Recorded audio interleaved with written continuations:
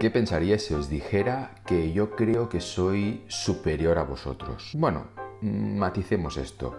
La audiencia de Baker Café suele ser superior a la media, así que no es tan probable que yo sea superior a vosotros, pero sí que creo que soy superior a la media. Y de esto no es una rareza, esto no es una afirmación demasiado extravagante, porque de hecho la mayoría de vosotros creéis que estáis por encima de la media, lo cual es matemáticamente imposible. Este efecto de mejor que la media se demuestra con muchísima facilidad. Por ejemplo, en una clase se puede hacer el siguiente experimento que aparece reflejado en este libro.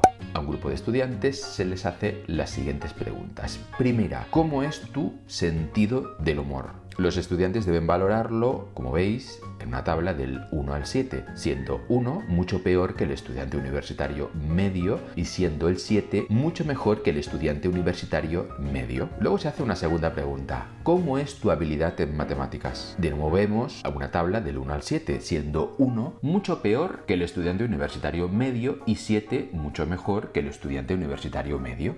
Después de recopilar las respuestas, este investigador le pidió a unos pocos voluntarios que hicieran un rápido recuento y, oh sorpresa, lo que apareció. En el tema del sentido del humor, la mayoría de los estudiantes se puso una nota que se acercaba al 7, es decir, que se sentían por encima de la media. Tratándose del sentido del humor, bueno, no es una valoración particularmente extraña porque el sentido del humor es bastante subjetivo, ¿no? Como veis aquí, la segunda distribución sobre la percepción de habilidad en matemáticas también manifiesta este sesgo, pero no es tan extremo. La habilidad en matemáticas se establece de una forma mucho más objetiva que el sentido del humor, y nuestras valoraciones sobre este tipo de ámbitos están probablemente más ancladas en la situación real. Sin embargo, aún así, la mayoría de alumnos sentía que estaba por encima de la media en matemáticas, lo cual, de nuevo usando las matemáticas, es totalmente imposible. Por mucho que repitieran los Monty Python, estamos por encima de la media. Pero ¿por qué están tan sesgadas estas percepciones? Yo creo que es sobre todo porque a la mayoría de nosotros nos gusta la idea de ser superiores a los demás y buscamos la forma de llegar a esa conclusión siempre que podamos. Haciéndonos trampas, sí, autoengañándonos también, pero bueno, así es la vida, ¿no?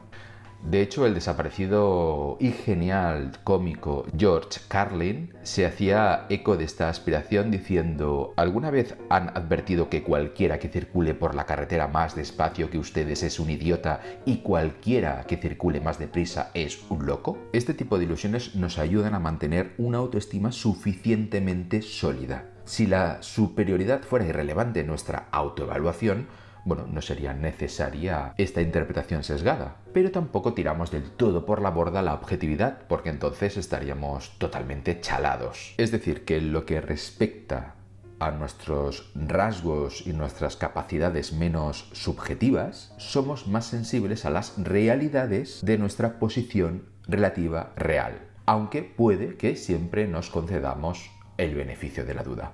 Esta tendencia a sobreestimar nuestras capacidades y sentirnos que estamos por encima de la media es algo totalmente natural.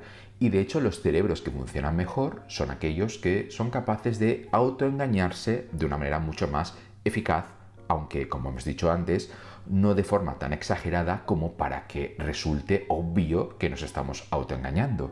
El engaño tiene que ser sutil. Tiene que entrar dentro de lo, bueno, subjetivo, de lo opinable. Pero aún así, hay personas que tienden a sentirse muy superiores a la media y personas que tienden a sentirse no tan superiores o no tan frecuentemente superiores. Y esto forma parte del carácter de cada uno. Y de hecho se da la circunstancia, según este estudio, que las personas que tienden a sobreestimar de manera mucho más evidente sus capacidades, irónicamente son las personas que luego desempeñan de una forma mucho más deficiente estas habilidades. No sabemos por qué ocurre esto, seguramente es porque las personas que no sobreestiman tanto sus destrezas finalmente lo hacen mejor, quizá impulsados por el llamado síndrome del impostor, lo que les incentiva a esforzarse más precisamente para borrar el síndrome del impostor. En el estudio anteriormente citado se escogió una prueba muy dura, una carrera de montaña con distancias cuesta arriba que iban de 10 a 78 kilómetros. Al controlar la edad, el género y la experiencia de carrera, los investigadores encontraron que los corredores que predijeron erróneamente que sus tiempos de finalización serían mejores que el promedio, los que tenían demasiada confianza se vieron impulsados principalmente por sobreestimar sus propias actuaciones. Mientras tanto, los corredores que predijeron que se desempeñarían peor que el promedio, aquellos que no estaban seguros de sus habilidades, tenían una sólida comprensión de su propio desempeño, pero esperaban más de sus competidores. Además, el grupo que no tenía confianza en sí mismo no solo fue bastante preciso al predecir su propio desempeño, sino que también tendió a ser el que fue mejor que el promedio. Como veis, al final el exceso de confianza puede ser bueno, puede ser malo. Puede ser bueno, por ejemplo, porque nos hace sentir mejor con nosotros mismos, nos hace emprender aquellas acciones para las cuales quizás no estamos lo suficientemente preparados, con un mayor ánimo, con mayor confianza en nosotros mismos, y al final eso redunda en unos mejores resultados. Pero un exceso de confianza al final lo que hace es evitar ese pequeño sesgo de síndrome del impostor que hace que sintamos que no somos lo suficientemente buenos, lo que finalmente también redunda en que nos esforcemos más por serlo. Así al final autoengañarse es bueno, pero autoengañarse demasiado es malo. Como es malo no autoengañarse nunca. Tenemos que ir basculando continuamente entre el autoengaño y la realidad, entre creer que somos mejor que la media y creer que quizás somos unos meros impostores que tienen un canal de YouTube y se creen muy listos y dan lecciones a los demás. Y así es la vida. Una continua balanza entre un extremo y el otro. ¿Dónde está lo correcto? ¿Quién sabe? Hay que ir midiendo, hay que ir controlando y al fin y al cabo, a veces ni siquiera tenemos un control demasiado preciso sobre eso.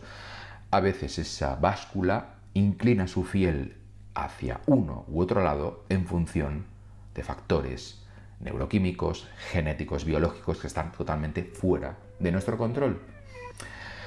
Así que sí, me siento por encima de la media y también me siento un fraude.